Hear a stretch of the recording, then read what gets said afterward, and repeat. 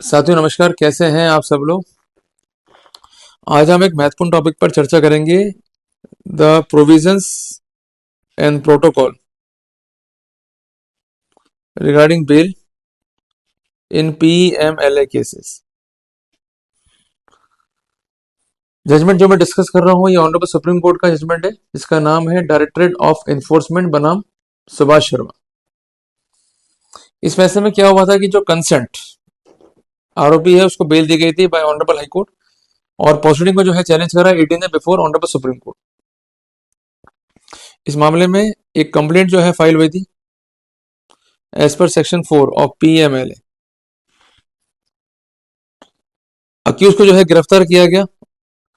निचली कोर्ट में अक्यूज को राहत नहीं मिली, पर हाई कोर्ट में जो है अक्यूज को राहत मिली। अटैक ये था डिफेंस का कि अरेस्ट जो है वो इलीगल है, परवर्स है, अब्यूज ऑफ प्रोसेस है, और अक्यूज जो है बेल को डिजर्व करता है। इनका कहना यह था कि इस केस में अक्यूज के अगेंस्ट जो है एलओसी इशूड हुई थी। एलओसी को हम बोलते हैं लुक आउट सर्कुलर।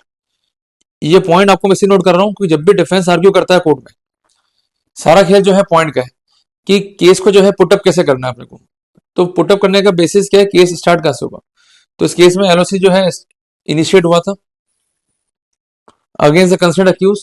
इसका जो है एग्जीक्यूशन किया ब्यूरो ऑफ इमिग्रेशन ने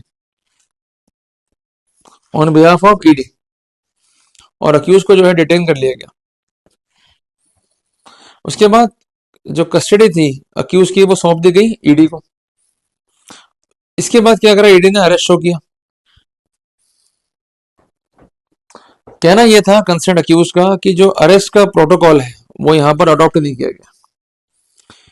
ऐसा लगता है अगर हम देखेंगे अरेस्ट मेमो को कि ये ऑलरेडी जो है टाइप था, केवल डेट और टाइम जो है हाथ से भर लिया गया, बाकी पूरा का पूरा फॉर्म जो है ये प्री टाइप था। तो ऐसे सिनेरियो में साफ साफ दिखाई देता है कि जो कंसर्न ईडी है वो ये केन प्रकरण गिरफ्तार करना चाहती थी आरोपी को, बगैर उसके विधिक अधिकार और संवैधानिक अधिकार को ध्यान में रखते हुए। क्लियर है। इनका कहना यह था कि यहां पर आर्टिकल 22 सब क्लॉज 2 संविधान का जो है उल्लंघन हो, क्योंकि डिटेन किए गए आरोपी का अधिकार है कि 24 घंटे के भीतर भीतर उसको बिफोर मजिस्ट्रेट जो है पेश कर दिया जाए। जब डिटेंशन हो गया है अक्यूज का by any authority on behalf of ED, तो ऐसे सिनेरियो में ये प्रोटोकॉल जो है अपनाना चाहिए था। ये प्रोटोकॉल जो है यहाँ पर नहीं अपनाया गया, तो डिटेंशन जो है वॉलेट करा है आर्टिकल 22 सब क्लॉज 2 संविधान को। इसके अलावा जो पर्सनल लिबर्टी का कॉन्सेप्ट है संविधान में, जिसके लिए जोर दिया गया आर्टिकल 21 संविधान पे, ये भी जो है कॉम्प्रोमाइज हुआ है। इनका कहना यह था कि जो सेक्शन 57 सीआरपीसी है, इसके जो प्रोटोकॉल है ये लागू है पीएमएलए की प्रोसीडिंग पे by the virtue of section 65 of PMLA. तो कुल मिला करके जो कंसर्न आरोपी जो गिरफ्तार हुआ है उसको 24 आवर्स के भीतर भीतर पेश करना चाहिए बिफोर मजिस्ट्रेट। अगर ऐसा नहीं हुआ है तो कार्रवाई अपने आप में ही गैर कानूनी। तो इनका कहना यह था कि जब अरेस्ट इलीगल है तो वहां पर सेक्शन 45 पीएमएलए का प्रोटोकॉल जो है लागू नहीं होगा। तो जो बेल दी गई है वो सही दी गई है, और यही बात जो है अप्रूव कर दी ऑनरेबल सुप्रीम कोर्ट ने। तो ये जजमेंट जो है हमें सिखाता है 5 महत्वपूर्ण बातें। whenever we are going to argue on bail concerning a PMLA case, सबसे पहले ये देखिए कि रोल क्या है अक्यूज का इन द क्राइम।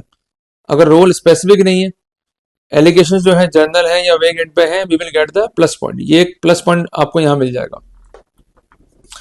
दूसरी बात, आर्टिकल 22 या आर्टिकल 21 इन्फ्लुएंस नहीं हुआ है, मींस डिटेंशन करने के 24 आवर्स के भीतर भीतर आरोपी आया है बिफोर मजिस्ट्रेट या नहीं। अगर ऐसा नहीं हुआ है, वी में टेक द एडिशनल बेनिफिट। सबसे इंपॉर्टेंट बात, जो प्रोटोकॉल है अक्यूज के प्रोटेक्शन को लेकर के धारा 57 सीआरपीसी में, वो लागू होंगे पीएमएलए की प्रोसीडिंग पे by the virtue of section 65 of PMLA. चौथी बात यह है कि जहां पर अरेस्ट ही गैर कानूनी है या इलीगल है, तो वहां पर जो टेस्ट है धारा 45 पीएमएलए में, उसको पास नहीं करना है अक्यूज को। सबसे इंपॉर्टेंट बात, कि कंसर्न जो अरेस्ट है उसका जस्टिफिकेशन और उसके रीजंस फाइल पे होने चाहिए, जिस कॉन्टेक्स्ट में आप धारा 35 सब clause 1 sub clause B and S S का भी अवलोकन जो है कर सकते हैं। तो ये महत्वपूर्ण जानकारी है whenever you are going to argue a bail case, a bail plea concerning the PMLA cases. जल्दी मिलेंगे एक नए टॉपिक के साथ।